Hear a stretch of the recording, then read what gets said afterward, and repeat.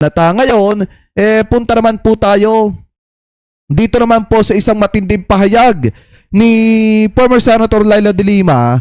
Ano po patungkol po dito mga kababayan sa sa confirmation of charges ni dating Pangulong Rodrigo Duterte mga kababayan dyan po sa International Criminal Court. Kasi sabi po dito sa The Financial Express, de Lima pushes ICC return, ignites first national debate mga kababayan. Ito, pakinggan po natin.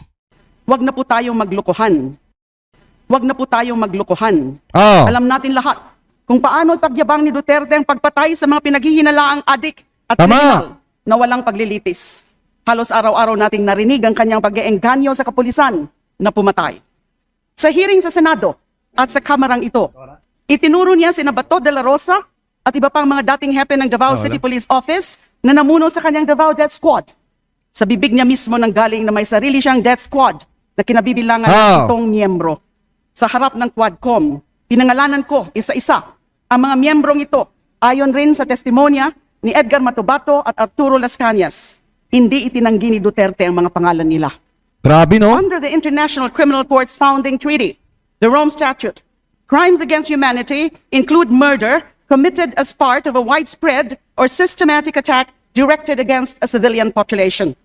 The ICC prosecutor alleges precisely that the killings were widespread and systematic, and that they were carried out pursuant to or in furtherance of state policy. That is why the former president is facing a confirmation of charges hearing which sets to start today, February 26. Any moment now, that hearing, confirmation of charges, will start. Hindi po ito dahil sa pamumulitika. Tama. Hindi rin po ito dahil sa impluwensya ng dayuhan. Nasasakdal po si Rodrigo Duterte dahil may nangyaring paglabag sa international law. Tama, yun ang dahilan kung bakit nasa International Criminal Court ngayon si dating Pangulong Duterte. Hindi dahil sa pinupolitika siya o dahil sinisiraan nila ang Marcos government, ang administrasyon ni PBBM. Ang dahilan talaga dyan kung bakit si Duterte ay nasa dahig dahil meron po siyang pananagutan. Kailangan niyang managot kung mapatunayan ang kanyang kasalanan. There are those who argue that the former president's arrest, and I must stress, it was an arrest, not kidnapping. Tama. There are those who argue that the former president's arrest should have first gone through Philippine courts, that our judiciary was bypassed. Kamakailan lamang naglabas ng resolusyon ng minorya sa Senado na humihiling na idaan sa korte ang pag-aresto sa mga may ICC warrant, katulad ng ating inaasahan na magkakaroon rin sina Senator Bato de la Rosa at Senator Bongo. Tama. Magkalinawan tayo. Wala pong batas na nagsasabi na ang warrant of arrest ng ICC ay kailangan dumaan sa korte ngayong hindi na miyembro ng ICC ang Pilipinas. Walang batas na nagbibigay ng jurisdiction sa kahit anumang korte sa Pilipinas sa pag-review ng mga warrant ng ICC. Walang batas na nagsasabi ng ICC warrant ay parang extradition request na kailangan dumaan sa korte. Ang meron tayo, isang extradition law na nagsasabi na mga extradition request lamang ang kailangan dumaan sa korte. Ang meron tayo, Republic Act number 9851 or the Philippine Law on Crimes Against International Humanitarian Law, Genocide and Other Crimes Against Humanity na nagsasabi na kapag may warrant of arrest na inisyu ang isang international court katulad ng ICC, pwede nang isuko kaagad ang pamahalaan ang nakapangalan sa warrant ng ICC. Sa madaling salita po, ang ginawang pakikipagtulungan ng pamahalaan sa ICC na pinadaan sa Interpol ay pagsunod lamang sa batas. At hindi pwede.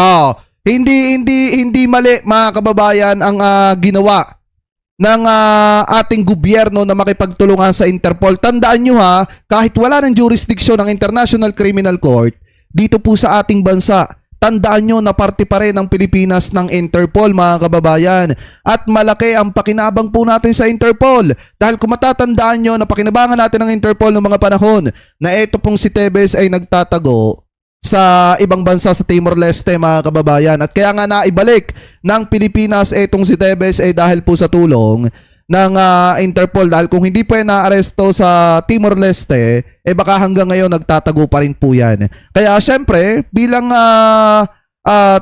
bilang pakikiisa sa ginagawang hakbang ng Interpol mga kababayan, lalo na sa kanila ibinagsak yung arrest warrant laban po kay Duterte, wala tayong ibang dapat gawin kung hindi gampanan yung obligasyon ng Pilipinas sa Interpol.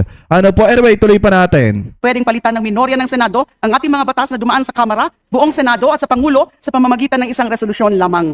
Withdrawal from the Rome Statute did not erase obligations incurred while membership was in effect. Jurisdiction, once properly established, does not vanish at a stroke of a pen.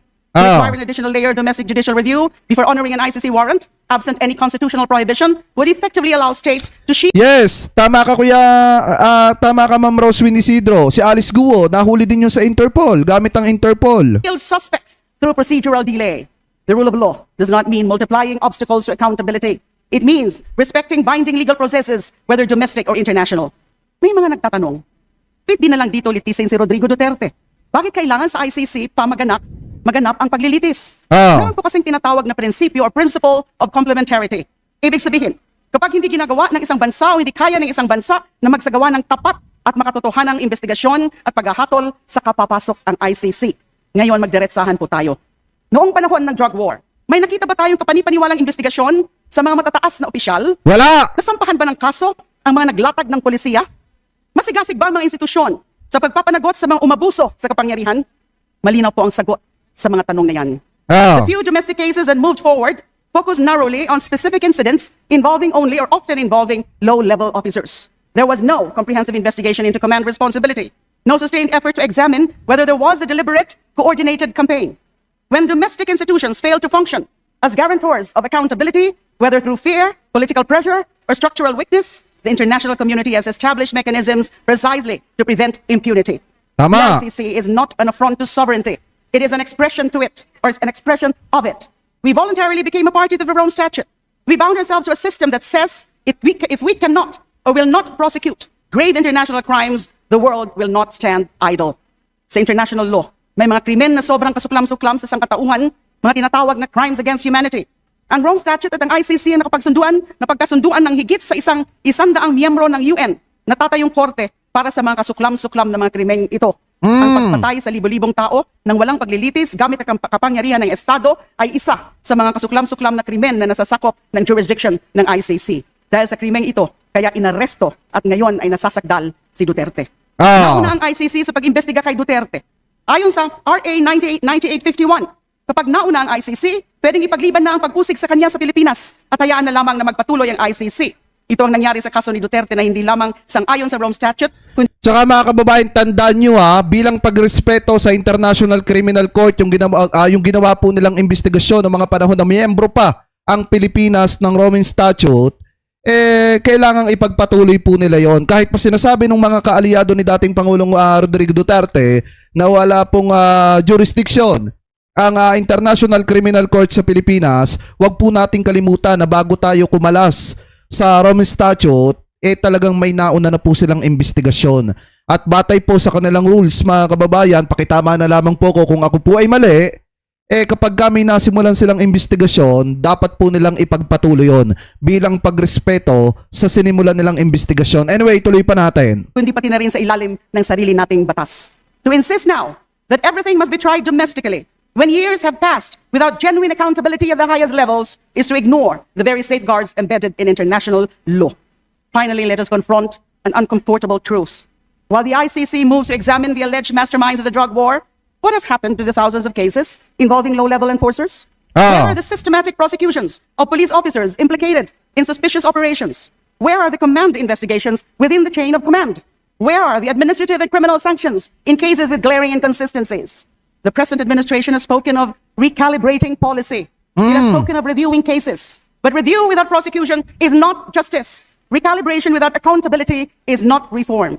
If we truly believed that the Philippines is capable of handling these cases domestically, we would see vigorous, transparent prosecutions, not only of those at the top, but also of those who pulled the trigger and those who falsified reports. The tragedy is this. While international prosecutors prepare to argue that crimes against humanity were 2019, nag-withdraw si Digongong sa ICC. Yes, ang pagkakaalam ko parang nagsimula yung investigasyon ng International Criminal Court parang 2011 ata yan. Mga kababayan, ito pakitama na lamang po ko kung ako po ay mali. Yun yung pagkakaalam ko. committed.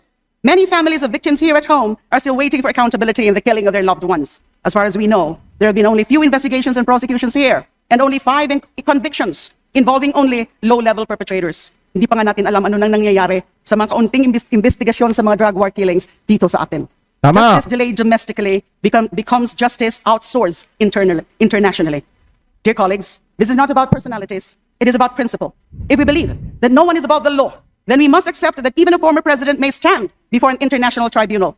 If we believe in sovereignty, we must also believe in the rule of law commitments we freely undertook. If we believe in justice for the poor, we must ensure that their deaths are not reduced to statistics, nor their families silenced by fear. Ah. The confirmation of charges hearing at the International Criminal Court, which may be happening at this very moment now, is only a procedural step.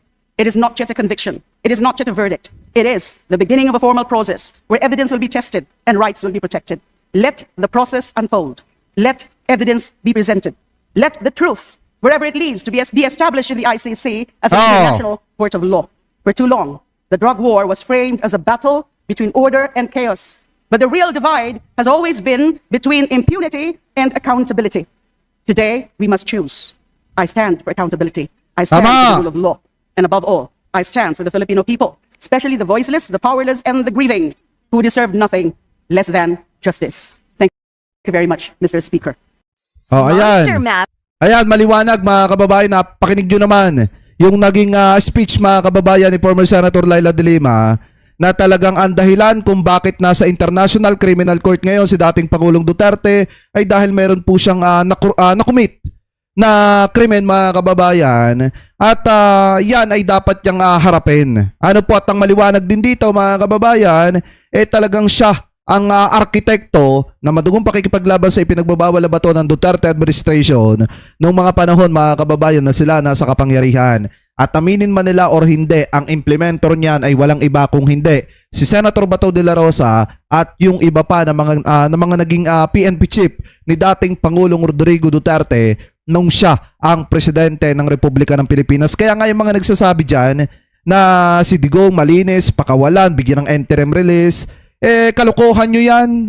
'Di ba? Noong mga panahon na yung mga kababayang Pilipino natin na naghahangad ng hustisya, hindi nila binigyan ng hustisya dito sa ating bansa. Ngayon, na nakakita yung mga kababayang Pilipino natin ng pipwedeng takbuhan at pipwedeng pagsumbungan, kini-question nyo naman yung ginawa nilang hakbang na paglapit sa International Criminal Court. Kaya nga mga kababayan, ito para sa akin, and my personal opinion, at saka ang tingin ko dyan, sa confirmation of charges na yan, laban po kay Digong, talagang magpuproceed dyan to trial. Yan po yung nakikita ko dyan mga kababayan kasi doon pa lang sa unang ipinresenta ng prosecution, ng prosecutor nitong si Julian o Julian Nichols, talagang maliwanag mga kababayan kung paano mag-utos si Duterte na magtumba ng mga kababayang Pilipino po natin na alleged na gumagamit ng ipinagbabawal na bato na naging dahilan din para madamay yung mga inosente. So kayo, mga kababayan, kung kayo po ang tatanungin, ano po ang masasabi nyo hingil po dito sa mga topic at mga balita na tinalakay po natin? Comment below na lamang po kung ano po ang masasabi nyo hingil po dyan sa mga usapin po na yan.